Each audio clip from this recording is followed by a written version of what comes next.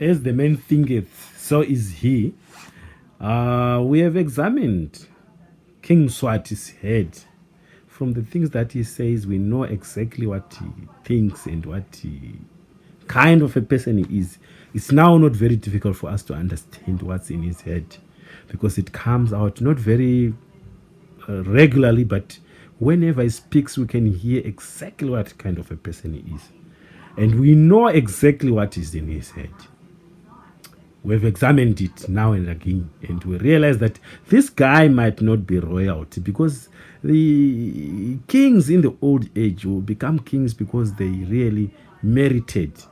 They really had all the qualities of being a king, and they will give birth to children who were also of royal blood, were of blue blood, who could rule and who could show, even before they were asked, are you a king? You could see that this person is coming from a decent family and from a royal family, simply from the behavior and the things that they say. And when we listen to what King Mswati is saying, and whenever he opens up his mouth, he cannot help but give away the fact that he is not of royal blood, because that is not what we expect of royal blood when somebody speaks the way he speaks about, especially about his subjects, about his own people, about the concerns of his own people, the people that he's supposed to look after. So somebody talked about it, and I thought, why not? Why not examine his blood? Why not check whether he's truly of royal blood? If you check, someone was bringing my attention to the fact that if you look at Mswati's head right now, it's losing hair. He's balding. Right in the front, in the forehead here, he's losing hair. And in the middle of the head there, he's losing hair. It's something that never happened to King Sobhuza. King Sobhuza dies at the age of 82. He had his head was full of hair, of thick hair. He never lost of any of his hair. So maybe this can be a pointer. Although this is not exactly a scientific measure of fatherhood or parentage, but we can see just by looking and make a judgment out of just looking at him that maybe, because we can't draw a conclusive answer here, that maybe he's not a descendant, a true descendant of King Sobhuza II. He might not have descended from there, especially if you combine this with what he says. Then we are bound to make a very, very powerful statement that this guy is not of royal blood. This guy is not a king. This guy doesn't have royal blood running in his veins. So maybe it can be examined. Maybe you can start with that. It's very easy nowadays. You can find maybe a swab, a cup that he has been drinking from, maybe a cigarette if he smokes, a toothbrush. People who are close to him might get these things, and those people who can conduct a DNA test can conduct. It's very easy. You don't need to take his blood. All I'm saying is just let us check and see. Maybe we can start from there before we can fight with this king who is proving to be a very big nuisance. He is proving to be very idiotic about almost everything that he does, and there is no proof that he is a real king. So that have been said, is mudslinging Gawzela and Zwelimati, saying that they are getting foreign sponsorship to fight his government, that they are now like mercenaries. They are hiring mercenaries, and they are committing an act of violation of the constitution because they are here fighting their own government, which is just a trumped up story just to make sure that he finds a basis or he finds an excuse to hunt after them and make sure that he brings them into his prisons, because such accusations are just false and are based on nothing else but falsity, and they deserve every scorn that they get from the people. He's trying to find some justification in incarcerating them, because that is his only solution to people who are really airing out their grievances, just to shut them out in prison. So he's trying to find justification and maybe even justify to the international world that is searching for these people because they are really dangerous, or rather they are enemies of his state. They are people who have formed armies to fight against him. Is just trying to find justification, and he's also trying very hard to find Tolani, this student leader, simply because he just wants to quell any form of dissent, any form of opposition. He wants to destroy it, to make sure that everyone is quiet. And before you go to this dialogue that he wants to force into the Isibaya territory, he wants to make sure that you won't be able to say anything before, during, or after. You are people who are just muted in everything that you might want to say. So he's a very, very, very dangerous king, and we need to be worried. We need to be worried with this kind of behavior, because quite cohesive and very, very intimidating. And in the midst of all this, while he is trying to fight his own people, while he is quelling dissent, while he is muting everyone, he's pressing the mute button on almost everyone. He's trying to incarcerate almost everyone whom he can. Their roads are in such bad state. Things are not, he's not working on anything. It is like he's a man. Some people, when I ask it, people say maybe he's just ready to leave. He's just waiting for these pro-democracy people to start their maybe action against him. And once he doesn't want to develop the country, because he has no future in the country anymore, and he doesn't feel that he's part of the country anymore, which is why he's not doing any form of development. He's not inducing money to do, especially the roads, particularly in the hospitals. They are in dire state.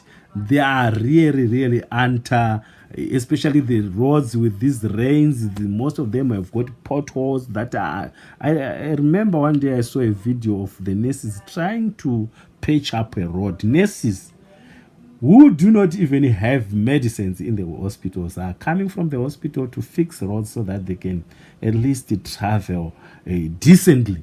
And when you look at a king like that, who is sitting on a lot of money, actually, it's not that Swaziland is such a poor state that you can't fix your roads, or the roads cannot be fixed. The king is sitting on a lot of money, which doesn't want to use for the benefit of the people. That is what is very, very infuriating about it all. This really causes a lot of Swaz people to be very angry. How can you sit on so much money, on a lot of money like that, without even using to fix basic issues like roads and hospitals?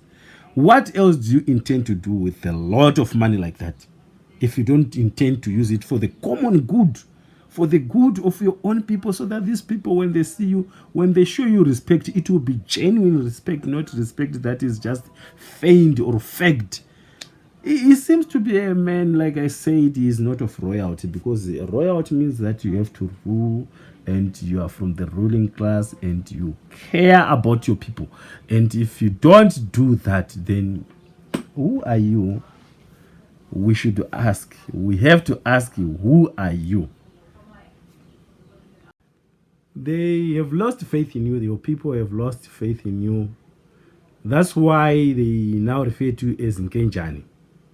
They don't see you as their king anymore. They see you just as an individual sitting in the throne, on the throne there, undeservedly. So it has become a problem if there's a rift between the king and his people, like what is developed in Swaziland, like what is happening in your situation, like Mr. King. Is that maybe I once tried to advise you to change your behavior and maybe start treating your people differently, and I think that is not going to work at all. I'm not going to repeat that. You might not have had access to that video, but surely I made that video in earnest and in truth, and I was trying to exhort you to really change your behavior and start treating your people differently, so that they can start seeing you differently, and they won't continue to see you as Ngenjana. They'll see you as their king, King Mswati III, and they won't continue to question your parentage, to question whether you are Sobusa's son, or they start making up theories and start building myths around how you were conceived. Maybe this myth might turn out to be true if maybe you were truly examined if your DNA was truly examined, they might even turn out to be true, because you are exposing yourself to a lot of criticism quite unnecessarily because of your disinterest and your indifference to the people that you are supposed to lead. And that is really a problem. And turning back to the pro-democracy activist, I really advise you that, and I want you to tell you this, that a house divided will never stand. A house divided against itself will always fall. The way you are going about this business, it's a bit quite very unfortunate, and I don't think you are going about it the right way. Because if you witch hunt, if you try to look for baboons in the mountains, you will always find them. And you can't build a strong opposition by fighting among yourselves. Really, that's not the point. Let us focus on the gist of the problem. Stay focused, and being focused doesn't mean that you have to start making some very unnecessary investigations that will tell you that this one is a bad person because he's doing this. For your own information, Gawzela and this guy Mlungisi, Gawzela being the leader of SWALIMO and Mlungisi being the leader of PUDEMO, they are two totally different individuals. They won't go about their business in the same way, and they won't face the same kind of difficulties because they are not leading the same party. And we don't all go through the same fate in life. Someone might experience a problem here and there, which someone might not experience. What I'm trying to say is that stop this witch hunting, please. Rumor mongering, this bat sniffing, this witch hunting should stop. You might think that, you might suppose that you have people that really like you, people that bring you information, the people that are really very, very friendly, that like you, that like your cause. When those very people are people you shouldn't trust. There are people who are manipulating. It's the king, in some cases, who is trying to manipulate you to make sure that you fight amongst yourself. And once you fight amongst yourself, the protracted, the solid front that you are supposed to put against him is already weakened, and it works to his advantage. And if you don't see that, and then you start sniffing and start finding fault with your own people, and maybe distancing yourself from the people that you should be very close to, it's going to really work. You are going to be used psychologically by the king against yourselves. Unless you have got proof, unless you have got evidence. That's how the modern world works. That if you have proof, just throw it in the open. This rumor mongering that, yeah, this one told me this, these people who talk to you or who belong to you, they whispered in my ear and informed me about this, I think is quite uncalled for. To be honest, it's quite unnecessary. Because soon you are going to disenfranchise people who are supposed to fight with you, are going to just remain still, or will start fighting against you. Because you are inciting a lot of anger from them. You are not building bridges. You are rather building rivers. You are digging rivers. You start fighting against each other for quite silly reasons. Why? What's the point anyway? You want to prove that someone is, well, maybe it's a sellout, or rather you are trying to identify someone as a sellout. And how is that going to benefit your revolution? Really? I heard someone was asking, hey, you are not being arrested.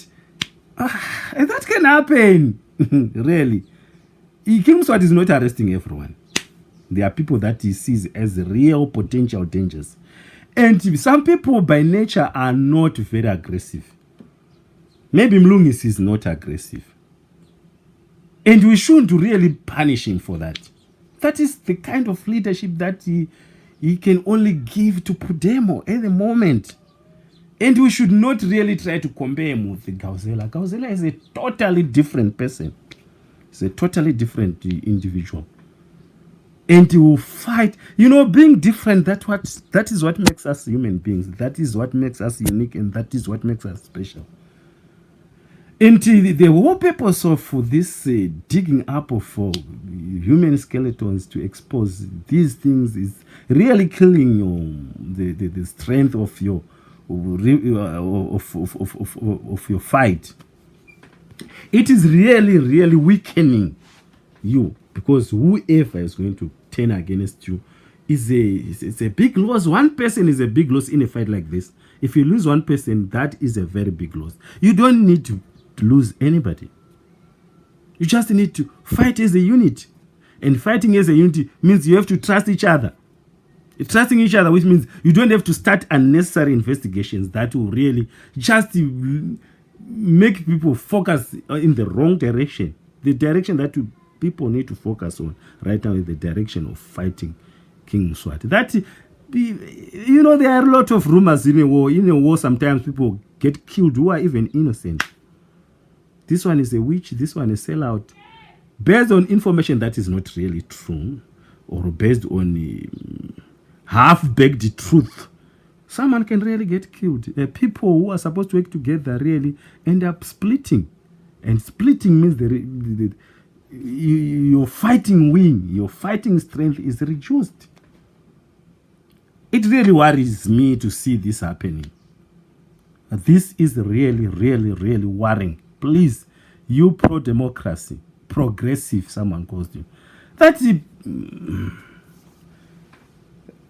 This really, I am finding it difficult to see why you have chosen this path, the path of witch hunting, the path of mudslinging each other. Maybe you think that Swalimo can only survive if Pudemo dies. That is really a very, very, very wrong way of really visualizing and analyzing the situation. You need Pudemo, Pudemo needs Swalimo, Swalimo needs Pudemo, because you are fighting the same cause. Unless you are fighting for individualistic gains that will happen after Mswati is gone, that's when I can say your fights, whatever they are justified. But if you are fighting for the common good, for this common goal, for the good of the nation, for the good of democracy, then you should embrace almost everyone. Although your political views, your views might not, your ideology might not totally be the same, but you are fighting for the same cause. You are fighting the same person. My enemy's enemy is my friend. You are supposed to be friends. Of course, I know that if you are parties, two different parties, you are not exactly the same, but you have the common enemy. That is what you are supposed to focus on. The common enemy, who is Mswati at the moment. That's your focus. Please, this I think should really stop. Well, however, wherever it started, I think it's a thing that we should do. It's a behavior that you should eradicate. Get rid of behavior like that. Shake hands. Proceed. Stop looking at the person beside you as an enemy and start really trying to investigate him and try to have some people following him to check on what he's doing. That is not going to win the war that you are fighting. If you continue along that path, it's going to be a ruinous path. The path that you are following is going to be disastrous. There will be chaos. You might find that you are going to drive some people away from you, not because they don't sympathize with what you are doing, but because you are treating them as the enemies, so they will behave like enemies because that's how you are treating them.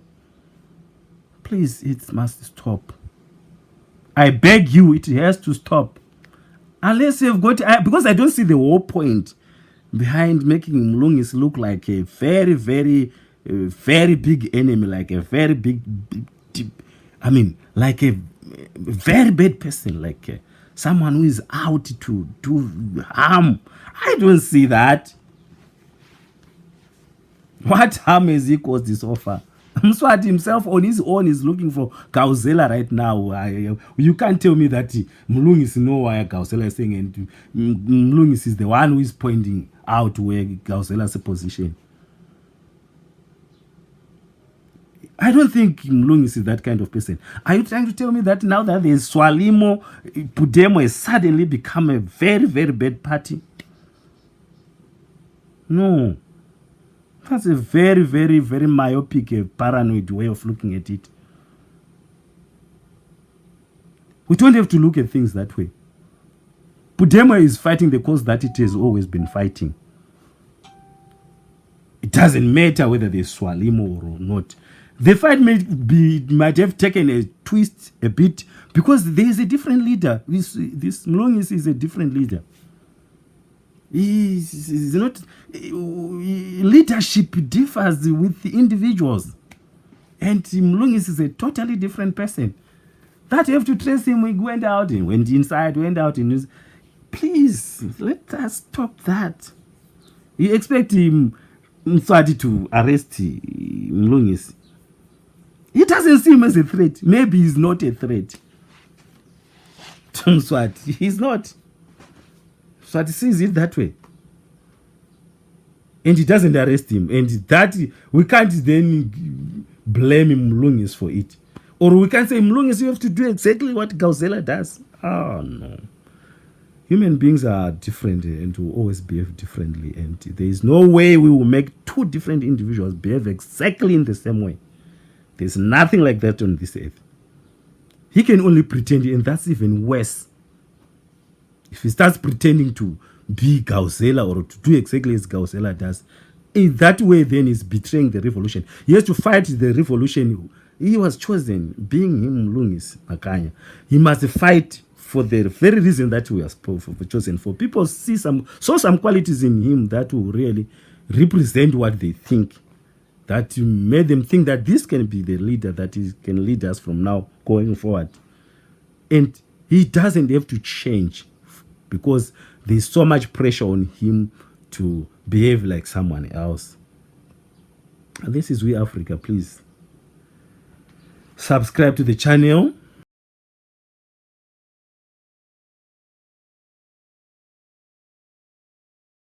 And share this video. Thank you so much for listening. And please, I'm really worried. This is worrying. You are spending energy on things that do not really matter. You are spending your energy on very trivial things which are not of any benefit to the real fight. And that should stop. Please.